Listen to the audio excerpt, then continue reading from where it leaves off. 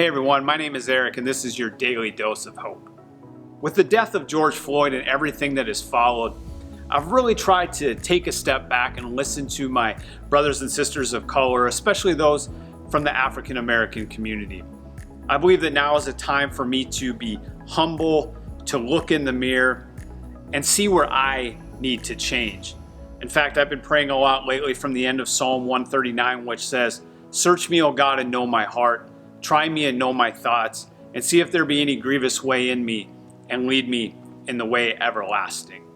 And so today I was reading from Mark 3, and after this, I get done reading these verses, I'm going to ask you a few tough, difficult questions for you to really think about. So let me read this to you and we'll get to that. It comes from verses 1 through 6. It says, "Again Jesus entered the synagogue, and a man was there with a withered hand. And they watched Jesus to see whether he would heal him on the Sabbath, so that they might accuse him. And he said to the man with the withered hand, 'Come here.' And he said to them, 'Is it lawful on the Sabbath to do good or to do harm, to save life or to kill?'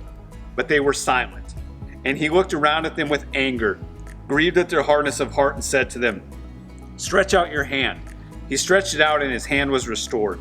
The Pharisees went out and immediately held counsel with the Herodians against him on how to destroy him." So here's the three tough questions I want to ask you from that. Number one, do you really want to see healing in our nation? Here's this man in this story, right? He has a withered hand. He has a physical handicap. And by handicap, I mean the definition from the dictionary that says a circumstance that makes progress or success difficult, right? He has a hand that makes success in life difficult. And yet there are people that don't want to see that healed. Think about that. To all of us, that sounds crazy. But you know what?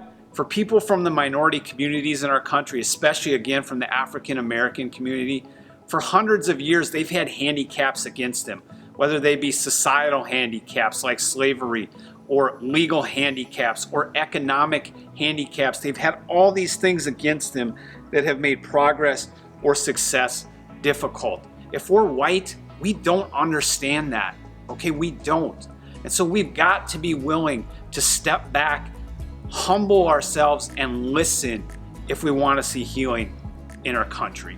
Secondly, does your love for others live in your head or in your heart? Does it live in your head or in your heart? You know, the Pharisees get a bad rap in the Bible, and for good reason. But if you ever stop to think about the fact that spiritually they're super impressive. They have so much spiritual knowledge, right? They know the Old Testament, they know the rules, they know the laws. But what is Jesus' beef with them?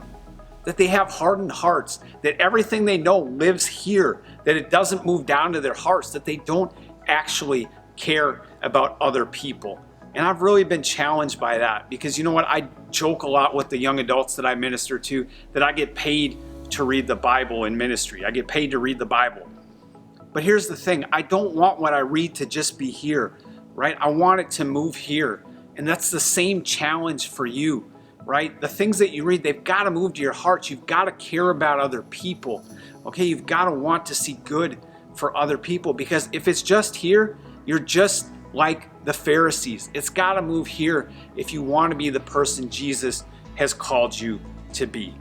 And then lastly, and this is the third question, is being right your God? Is being right your God? Think about the Pharisees here, you guys. They just see someone get healed, and the first thing they want to do is kill the person that healed this man. They want to kill Jesus because he healed this person, and he challenges their right standing, their position of being right. You know, I try to limit my interactions on social media, and one of the reasons is this. It seems like all anybody wants to do is prove that they're right. And I see it a lot from my brothers and sisters in Christ, and it just really makes me sad that we just, whether it's politics or rule of law or some minutia in life that just doesn't matter, we've got this desire to always just be right. But here's the thing, you guys. We're never right enough to make it to heaven, right? In fact, we're wrong every day. It's called sin. But it's because Jesus died for us and he shows us grace and mercy that we can even get into heaven, right? It's got nothing to do with us. And I just wish that we could have that same grace and mercy for others, that we would care less about being right and instead having a heart like Jesus to love others and to show grace and mercy to them. So I hope you'll think through these 3 questions during this time. I think it's very important because here's the deal. Ultimately, I don't want to be disqualified to be able to share the gospel with other people, to be able to share the good news of Jesus, because here's the truth.